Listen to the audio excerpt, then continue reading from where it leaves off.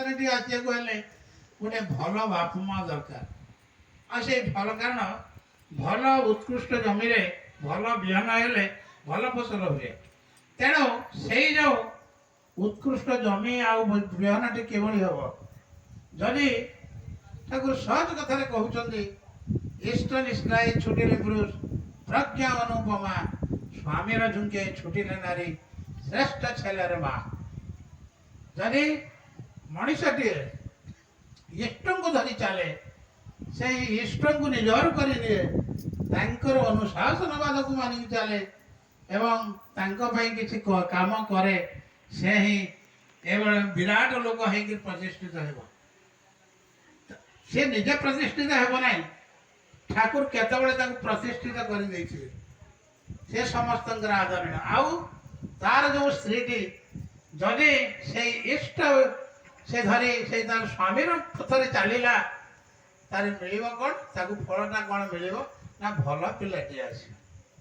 Cool भल पिलाटी आसब एवं से ही तार ना रखिब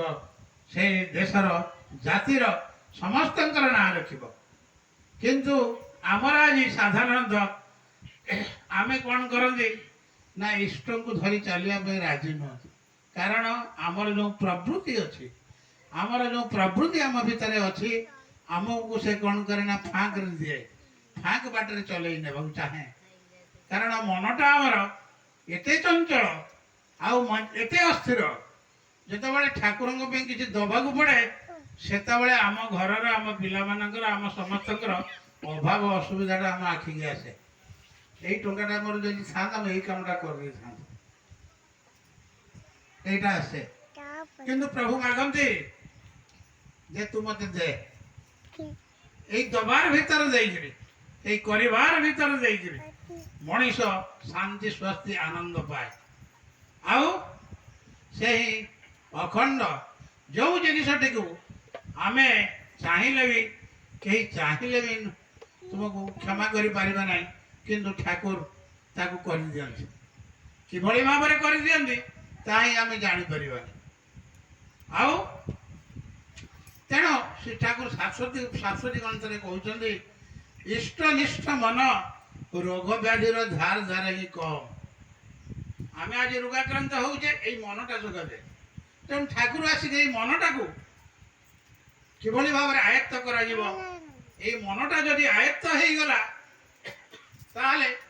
मनीषटा भल मनीष रूपांतरित हो मनीष चाहे मु गोटे सुखरे शांति रही किंतु कारण धर्म कले अर्थ काम मुख्य आसब आ धर्म आचरण न कले बंचवा बढ़िवार पथरे न गले इष्ट केंद्रिक जीवन यापन न कले केबे धर्म हो पार ना आ धर्म रे अर्थ आसब साधारणतः कौन जहाँ तार धर्म बल ना से हईराण हो गाँवली कथा गोटे साधारणता यहाँ कि विराट कथा तेणु धर्म आचरण करने जड़े धार्मिक पुरुष को जीवन में ग्रहण करने को पड़ो एवं से किपरि चलती ताको ही मानिया को पड़ो जदि मु समस्त आश्रय स्थल हो मुझे समस्त आश्रय स्थल है चाहिए हम ना मुझे आश्रय निए मोर अनेक लोग आश्रय आसी मोर आश्रय ने कारण आश्रयदाता सीए जे पाखे मुंड बिकी दिए जे जो रामदास बाबाजी गोटे कथा कहते भारी बढ़िया कथा टे मत से भल लगी से कहती जे जो दीक्षा नेला गोटे माड़ी टे बेकर पड़ जाए आई माड़ीटा हूँ ठाकुर कौन करते ना से माड़ीटा को जमी कुकुर बेकर बेल्ट जा आम मनीष भर माड़ीटा भी सी जिते मनीष टे खसी जाए से धरिक घोषारी नि से पाखक टाणी नि तेणु गुरु कहते जीवन हेले यही लाभटा हुए आम जो बाटरू अबाट को खसी जाती से गुरु टाणी धरती आमको तेणु गुरुगत जीवन हूँ कारण देखी केते बुला कुकुर बुलूँ जब आमर ये चा दुकान पाखे गला पानी फोड़ गरम पानी फोड़ दूसरे कि बाबुर कुकुरटा जिते आसे ताकू जाए से केमती खसी जाए ଏ ବାବୁର ଲୋକ ଆସି ସାଙ୍ଗେ ସାଙ୍ଗେ ନେଇଯିବେ ତାକୁ। ତେଣୁ ଗୁରୁଗତ ଜୀବନଟା ହେଉଛି ଏଇଆ। କାରଣ ଆମ ଜୀବନରେ କେହି ଜଣେ ଅଛନ୍ତି ଯିଏକି ସେ ଆମକୁ ଗାଇଡ଼ କରୁଛନ୍ତି, ଆମର ଭଲ ମନ୍ଦର ସବୁର ଦାୟିତ୍ୱ ସିଏ ନେଇଛନ୍ତି। ଏବଂ ଯେଉଁ ସ୍ତ୍ରୀଟି ତମେ ଧନୀ ହେଇପାର, ମାନି ହେଇପାର, ସବୁ ହେଇପାର, କିନ୍ତୁ ଯଦି ସ୍ୱାମୀ ସ୍ତ୍ରୀ ଭିତରେ ମେଳଟା ନଥିବ,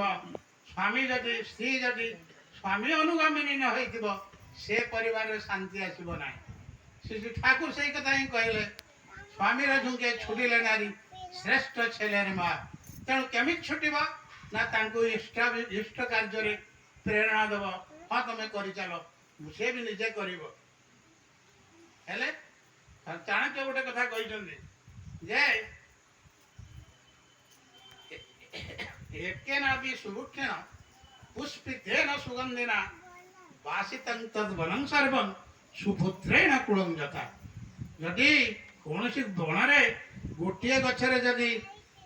ଗୋଟେ ଭଲ ଫୁଲଟିଏ ଫୁଟେ, ସେ ବଣଟା ବାସିଯାଏ। ତେଣୁ ସୁପୁତ୍ର ହେଉଛି ସେଇଆ।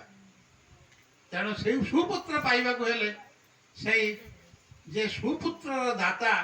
ତାଙ୍କୁ ହିଁ ଜୀବନରେ ଗ୍ରହଣ କରିବାକୁ ପଡ଼ିବ, ତାଙ୍କରି ପଦର୍ଶନ ଆଗରେ ଚାଲିବାକୁ ପଡ଼ିବ। ସ୍ୱାମୀ ସ୍ତ୍ରୀ ଉଭୟ କାୟସ୍ଥ ଜୀବନ ସହଜ ଜୀବନ ନୁହେଁ। ତେଣୁ ସମସ୍ତେ ଆସନ୍ତୁ, ତାଙ୍କୁ ଜୀବନରେ ଗ୍ରହଣ କରିବା ଏବଂ ତାଙ୍କୁ ଧରି ଚାଲିବା। ବନ୍ଦେ ପୁରୁଷ